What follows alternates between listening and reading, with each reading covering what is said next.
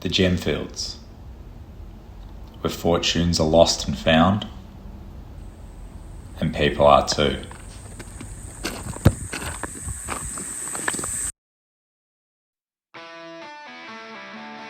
And kicked me full noise in the chest. Last year, someone had found a $35,000 sapphire on the job. Well, I had nowhere else to go.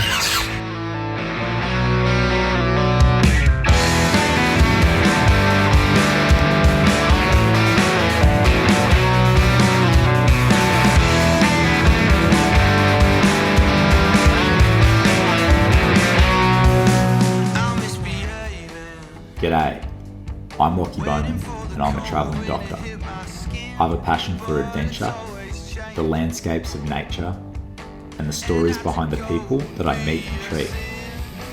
I'm sharing the experiences and the encounters that I have along the way, right here in my home of Australia and around the world.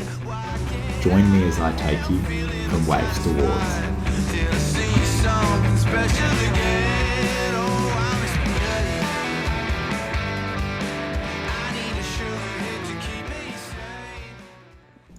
I'm out on a rural rotation in the town of Emerald in the Central Highlands region of Queensland.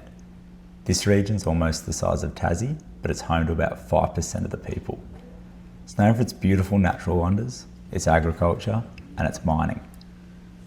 Emerald itself is named for its green cattle grazing pastures, but just down the road, the towns of Sapphire and Rubyvale were named for their gemstones. The promise of making it big in the sapphire trade draws people from all walks of life. What do you do here? We dig sapphire. And make a living? Yeah. And what about yourself, George? What do you do for a crust? I'm a doctor. Ah. Healthcare in rural Australia can be challenging due to the vast distances between patients and resources.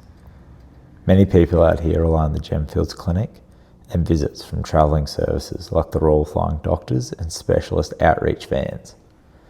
While bush medicine can be tough, it also produces some pretty unique cases. Take the story of my mate Jason. My name's Jason Bridge. I live in a little township out west called the Willows in Gemfields, Central Queensland, and I was attacked by a kangaroo. Yeah, came across a big buck and a little doe. Mating season out here, you see. And wrong place, wrong time, interrupted a little bit of intimacy, and the female jumped away and the male decided to attack me.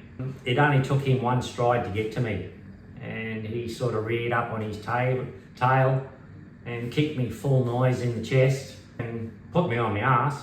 Yeah, carved me right open, tore my arms open, and I ended up with a broken left leg, tore my arm open. These two things are skin grafts. And I've been in hospital for a month and a half now. The ambulance brought me to Emerald Hospital. Then I was Royal Flying Doctor Service flown to Rockhampton. And that's where I had the surgery on my leg and the arms were bandaged up. But yeah, a total of 43 stitches, 18 metal staples, and a big metal pin down my left femur are all that I've got to show for it. The one that got me, they reckon, that was hanging around my yard, was 2 metres and 110 kilo. But they reckon the biggest one was 2.5 metres and 135 kilo. And I don't hate kangaroos. I had a couple of blokes in Rockhampton. They said, "Oh, don't you just want to go out there and shoot them all?" And I was used to be a bit like Lockie when I was a bit younger, and we used to surf all the time and shark attacks. But yeah, that doesn't mean I want to go and kill all the sharks. I decided to head out to the Gemmies to see what it was like for myself. The Gemfields are Australia's last mining common, meaning that people in this area can lease 2 30 by 30 metre mining claims. While no permanent structures are allowed to be built on them, many people live on their claims in caravans and converted sheds and spend their days mining sapphire. The sapphires here were formed 70 million years ago through the heat and pressure in the core of volcanoes. Sapphires are made up of corundum. It's the crystallised form of aluminium oxide, which is naturally clear but can be beautifully coloured due to trace amounts of elements like iron, titanium and chromium.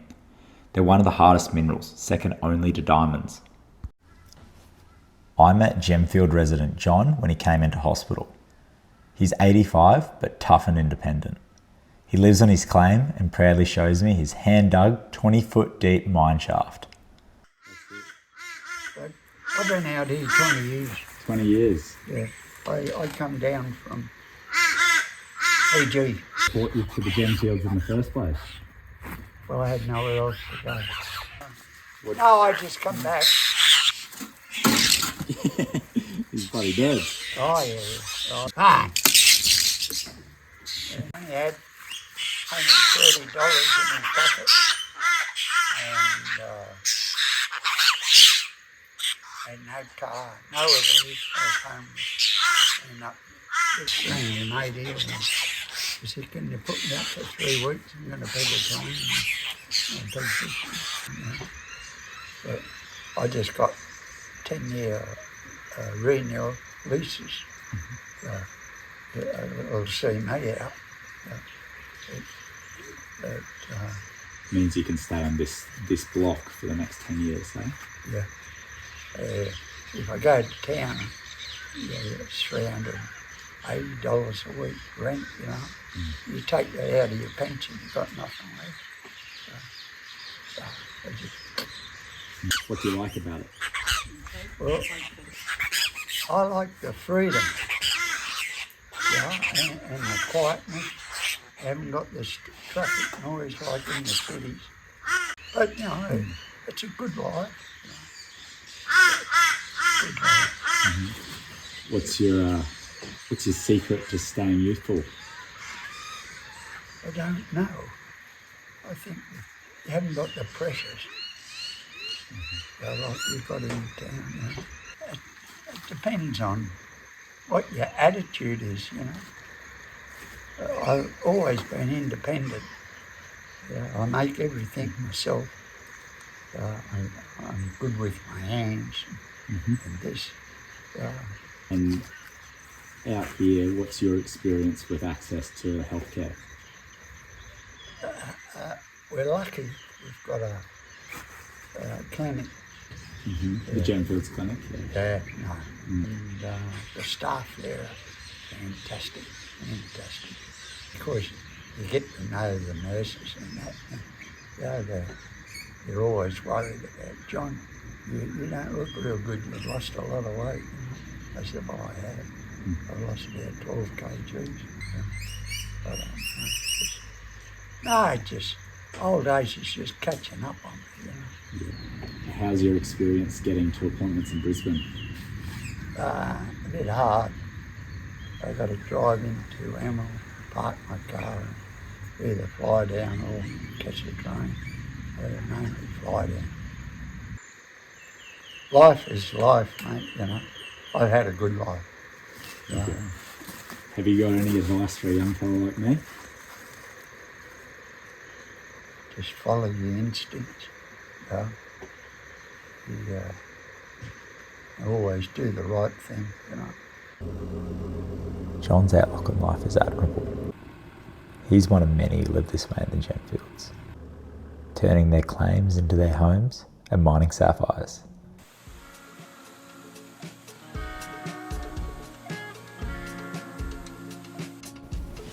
With all this talk of sapphires, I decided to give gem hunting a go myself. I started with specking.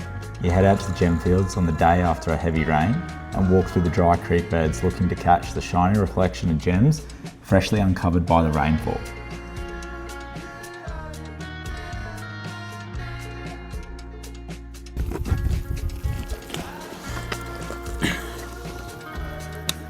For the glint, no sapphires. Bugger, no luck. Figured I'd get some expert help from local gem hunting guide Keith. Yeah, my name's Keith Pizzett. I've been on the Gemfields about 34 years now. Yeah, my brother and I were travelling through and decided that we liked the place and enjoyed sapphire mining, and just decided to make it a full-time career. I start by digging out the layer of soil that's just beneath the surface. It's got the heaviest concentration of volcanic rocks like iron and jasper, and with a bit of luck, our target, sapphires. I fill up my buckets and walk them up to the trommel. It works as a filter to remove the surface soil and allows large rocks to fall out the end. You've got to keep an eye on that rock pile though, because that's where you're going to find your fortune if the big sapphire rolls out. I'm left with a bucket full of small stones and dirt known as wash. I fill up a pan and sieve away the dirt with the help of a willoughby. The vibrations bring the heaviest metals and gems to the bottom of the concave pan. Give it another rinse and you're ready to have a look at what you've got. With a flick of the wrist, you flip your pan over and inspect the wash in bright sunlight, hoping to catch the sparkle of a precious gem. All the heavier minerals will be focused in the centre, and that's where your best bet is of finding a sapphire. Oh yeah, little small one. What's that? There we go. So using the pan, you can concentrate the denser metals and gems. You can see this patch here of iron, and in there, you got sapphires. Here's a bigger one that I found. It's not very clear, but it shines up all right. So digging out this patch of soil, yielded me this small bag of sapphires.